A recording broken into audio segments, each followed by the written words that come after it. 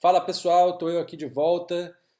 Me desculpe por ficar tanto tempo sem dar continuidade ao curso, mas durante esse período muita coisa aconteceu na minha vida. Eu não estou mais morando no Brasil, saí da Globo.com, estou agora morando em Paris, trabalhando numa empresa aqui de advertisement chamada Criteo.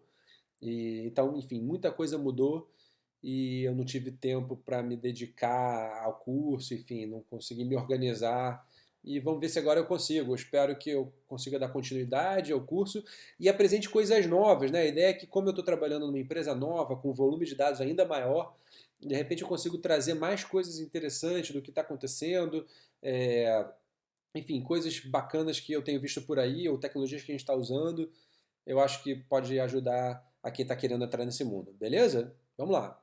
Então, na aula anterior, a gente deu uma passada boa no Spark, vendo como a gente lia algum dado, lia um CSV, né? Eu dei de exemplo os dados lá do governo. Então, lia os dados do CSV, processava isso como um data frame. Então, a gente fez um monte de operação de agregação, de ordenação, de contagem, enfim, a gente fez um monte de operação.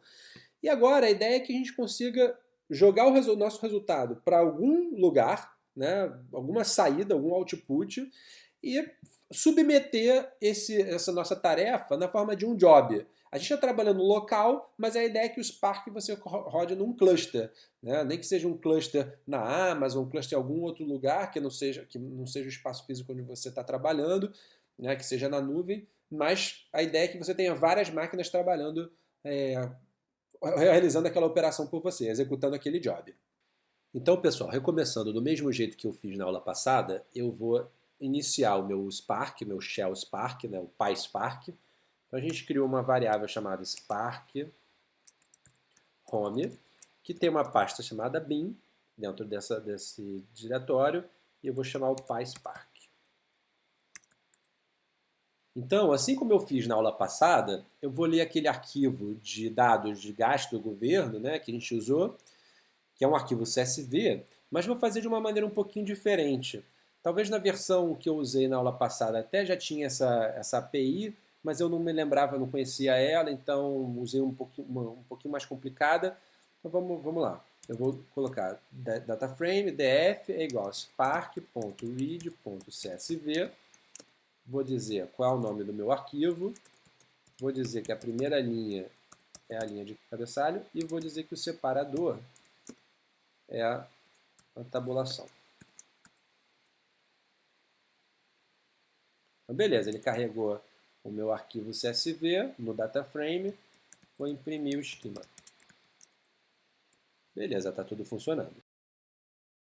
É dar uma tratada nos meus dados, como eu também fiz na aula passada, né? Então eu convertia os meus números, que no fundo eram strings, né, porque eram CSV, para números mesmo, para números de ponto flutuante, floats. E vou fazer uma coisa que eu não fiz na aula passada, mas é converter a data, que é uma data no formato brasileiro, né, dia, mês e ano, eu vou converter num formato de data mesmo, onde eu possa saber se um dia é mais recente do que o outro, posso ordenar por essa data, enfim, fazer uma manipulação mais interessante de dias. Então eu vou começar importando algumas funções do PySpark,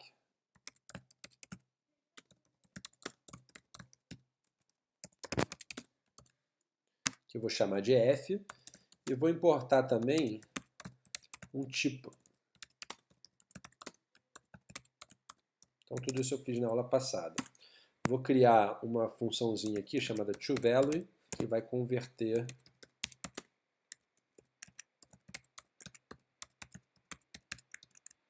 vírgula para ponto. E vai converter isso para float. Vou criar isso como uma UDF. Então estou dizendo, ó, cria uma UDF, que é User Defined Function, que chama aquela minha função ali toValue e que retorna um float type. Beleza. Agora eu vou aplicar essa minha UDF ao meu campo valor de pagamento, mas eu vou criar uma nova UDF com essa transformação. Então, df.withColumn, vou chamar de valor, UDF toValue, no campo valor pagamento. Também vou aplicar a transformação que eu acabei de falar da data. Poderia escrever tudo numa linha só, mas vou quebrar a linha só para ficar mais fácil de ler. Ponto if com dt pg, então data de pagamento. Vou usar uma função chamada toDate. Então f.toDate, que eu digo qual é o campo que eu quero converter. O campo se chama data pagamento, esse é o campo do CSV, pagamento. E vou dizer qual é o formato. O formato é o formato dia, mês e ano.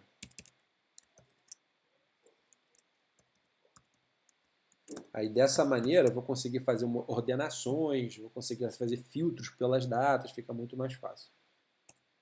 Então, se eu der df2.print schema, eu já tenho o valor aqui, que é um float, é um número, né? Data de pagamento, uma data.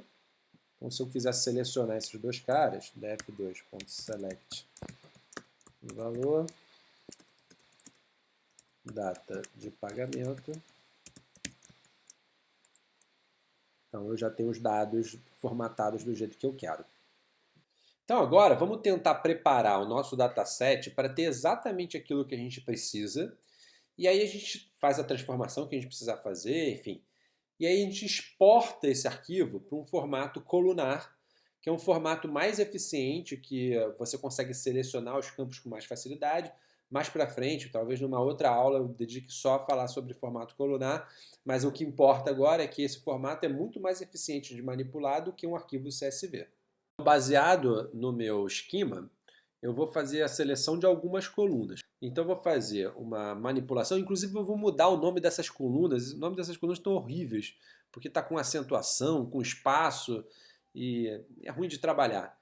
Então eu vou criar aqui, ó, df2, aliás, df3 é igual a df2, né, dataframe 2, ponto. Vou fazer um select, e eu vou dizer o seguinte, df2 colchete, nome do órgão superior,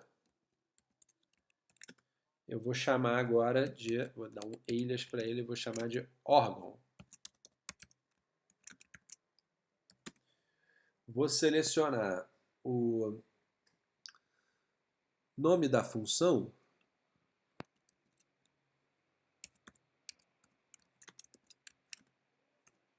Eu vou só chamar de função. Vou selecionar o nome do programa. Não sei por que botaram o nome dos campos dessa maneira, mas a gente melhora. Vou chamar de programa.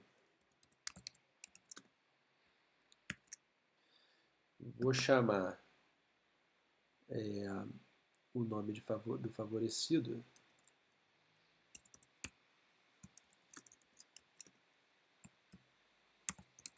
De favorecido.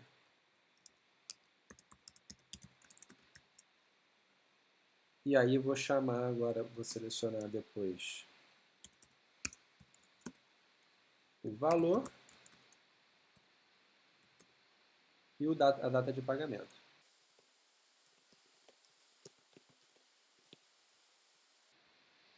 Se tudo deu certo. Beleza, agora eu tenho um esquema bem mais enxuto. O que a gente vai fazer agora é salvar os nossos dados, nosso dataset, num arquivo em disco. O arquivo que a gente vai usar é o arquivo no formato Parquet. O formato Parquet é um formato colunar, eu vou dedicar uma aula exclusivamente para isso, e é bem mais eficiente do que eu usar arquivo CSV. Tá? Então eu vou usar df3, que é o nosso dataframe, .write.parquet. Como a gente está falando de dados do governo, né, de viagens do governo, eu vou chamar como governo /viagens /2017 e a gente está manipulando o arquivo do mês 8 /08. É bastante comum que na hora que você salve os dados, você particione esses seus dados. E é muito comum particionar a partir da data, às vezes até por hora. Né? Na empresa que eu trabalho hoje, a gente armazena os dados organizado por hora, né? Dependendo de como você vai manipular, isso torna mais eficiente a manipulação, que essa é a sua unidade de informação. Como essa máquina aqui eu tenho 8 núcleos, ele dividiu o trabalho em 8 partes, esse é o grau de paralelismo, né? Quando a gente está rodando o Spark sem nenhum parâmetro, o PySpark nesse caso, ele vai tentar usar o máximo de processadores da sua máquina. Quando você está rodando num cluster, você vai informar qual é o grau de paralelismo. E ele vai criar um arquivo para cada nó que está processando aquele dado, né? Então nesse caso tem 8. Então eu vou sair aqui do Spark, vou dar um ls, ó, governo, viagens 2017-08. Então eu tenho aqui 8 arquivos no formato Parquet. Esse é o algoritmo de compressão que a gente está usando, o Snap, que é um algoritmo de compressão bastante eficiente. Então eu tenho 8 arquivos Parquet. Na hora que eu for ler esse arquivo, eu não preciso informar cada um deles, eu só vou precisar informar a pasta raiz. Então, para ler o arquivo Parquet que eu acabei de criar, eu vou startar o meu Spark novamente. Spark home /PySpark. E vou fazer o seguinte, vou criar um data frame, df é igual a spark.read.parquet e vou indicar o meu arquivo Parquet. Eu não preciso indicar cada arquivo individualmente, só preciso indicar o diretório. Eu posso botar asterisco, posso botar o que eu quiser. Viagens /2017 Então se eu quisesse ler, se eu tivesse vários meses, né, poderia botar um asterisco aqui. Como não é o caso, eu vou botar 08 e beleza, ele leu meu arquivo, meus arquivos Parquet. Se eu quiser contar, rapidamente eu consigo contar isso e é muito mais eficiente do que analisar um arquivo CSV. Posso dar um describe um valor, a gente também fez isso na aula anterior.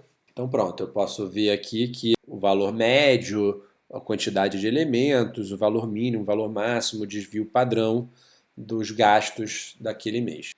Então com isso a gente já sabe importar um arquivo CSV de uma fonte externa qualquer, não precisa necessariamente CSV, né, mas uma fonte externa qualquer, fazer alguma manipulação nele, salvar no arquivo Parquet e ler do arquivo Parquet. Na verdade, o arquivo Parquet pode até ser sua fonte inicial de dados, né? Mas é comum que esse dado venha de algum outro lugar. Muitas vezes vem de CSV, muitas vezes a gente lê de uma fila, que é o CAF, que eu vou falar sobre isso também mais adiante. Enfim, o dado vem de algum lugar, mas é interessante que esse dado esteja armazenado como formato Parquet, porque ele é mais eficiente. O formato colunar me permite selecionar colunas sem ter que ler todas elas. Então isso torna a manipulação bem interessante, sobretudo quando você está com os dados distribuídos. O que a gente precisa fazer agora? A gente precisa submeter o nosso job para o cluster. A gente ainda não tem um cluster, né? Eu estou rodando o Spark localmente, mas eu já vou mostrar para vocês como eu crio um script e eu submeto esse meu job para um cluster e deixo aquilo rodando e depois vejo o resultado. Vamos ver como é que a gente faz isso. Então vou fazer agora o seguinte, eu baixei um novo arquivo de dados do mês de agosto e eu vou fazer o mesmo processamento que a gente acabou de fazer, só que na forma de um script. Eu quero que isso se execute sempre, né? Eu posso automatizar isso de alguma maneira. Então eu tenho aqui o arquivo de agosto, que é o que a gente acabou de manipular, e eu baixei também o arquivo de julho. Então vamos processar esse cara. E aí eu vou criar um script que vai processar tudo que a gente fez anteriormente usando o shell, né, o PySpark. Eu vou fazer isso na forma de um único script. Então eu vou chamar esse cara de processa diárias.py. Então qual vai ser o conteúdo desse cara? A primeira coisa que eu preciso fazer é inicializar o Spark. Quando a gente usa o PySpark ali do shell, automaticamente ele já inicializa o Spark para a gente, né? Como agora eu tenho um script, eu vou ter que manualmente inicializar o meu Spark. Então vou fazer assim, vou primeiro importar o PySpark, .sql import Spark Session. E aí eu vou criar um Spark igual Spark Session. E aí eu vou botar aqui, ó, ponto builder, ponto appname. Eu tenho que dar um nome para minha app. Esse nome é usado no cluster, enfim. Eu vou chamar de processa CSV dados de viagem. Podia botar o nome que eu quisesse. Ponto get or create. Tem outros parâmetros, tá? Se vocês quiserem, depois vocês podem se aprofundar nos parâmetros de inicialização do Spark. Mas nesse momento você está criando um contexto ali do Spark, um objeto do Spark, que você consegue manipular os seus dados. Dali, agora, eu vou importar todo aquele código que a gente fez inicialmente. Então tem os nossos imports, vou botar aqui em cima. Vou botar a minha UDF, que eu tinha feito anteriormente. O meu data frame. Só que agora eu tenho julho e não mais agosto. É o mesmo código que a gente acabou de executar. Vou fazer a manipulação das minhas colunas. Vou selecionar as colunas que me interessam. E por fim vou mandar salvar. Só que agora eu vou salvar no mês de julho. Tá certo? Então, tudo isso aqui embaixo é rigorosamente o que a gente acabou de fazer via PySpark de modo interativo, só que antes eu tive que inicializar a minha sessão Spark. Vou salvar esse cara.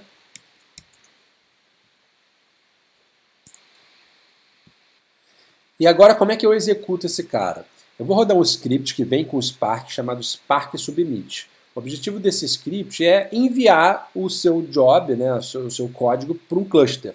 No nosso caso, eu vou rodar localmente, tá? Como se o cluster fosse só a minha máquina e os processadores que ela tem. Mas eu poderia rodar isso no Hadoop, né? Então, eu vou chamar Spark Home /bin /Spark Submit. E eu preciso indicar justamente qual o modo de execução. Como eu estou rodando localmente, eu vou informar esse master como sendo local. E eu vou dizer, por exemplo, que eu só quero usar 2 processadores da minha máquina. E eu vou informar o meu arquivo processadiárias.py. Bom, agora ele vai executar tudo aquilo que eu programei e vai gerar o arquivinho, aliás, os arquivos Parquet que eu mandei. Então, você dá um ls agora na minha pasta governo, viagens, /. Agora eu tenho 7 e 8, né? Mês 7 e mês 8.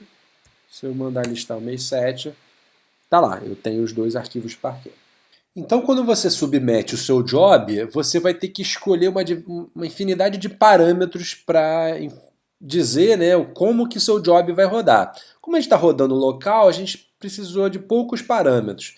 Mas quando a gente está rodando isso remoto, você precisa dizer, como eu disse, o master, né, se esse cara vai rodar no cluster e como é que isso vai acontecer. Eu preciso dizer qual é esse cluster. E eu posso informar também o deploy mode, eu posso dizer que o driver do Spark vai rodar numa máquina e só os executors vão rodar nas outras. Enfim, eu posso misturar isso. E eu posso dar, sobretudo, uma informação de quantos recursos eu quero. Eu vou rodar com um total de tanto de memória e tantos cores. Então aqui eu estou rodando 100 cores e cada executor tem 20 gigas. Eu posso dar um monte de informação sobre recursos. E se vocês estiverem rodando, programando em Java ou programando em Scala, vocês vão precisar passar também o jar, o arquivo com as dependências daquele job. Então, normalmente o que a gente faz, a gente cria um Uber jar, que é um jar com todas as dependências dentro dele, e submete esse jar para dentro do cluster. Então, com isso, a gente finaliza essa breve introdução sobre o Spark.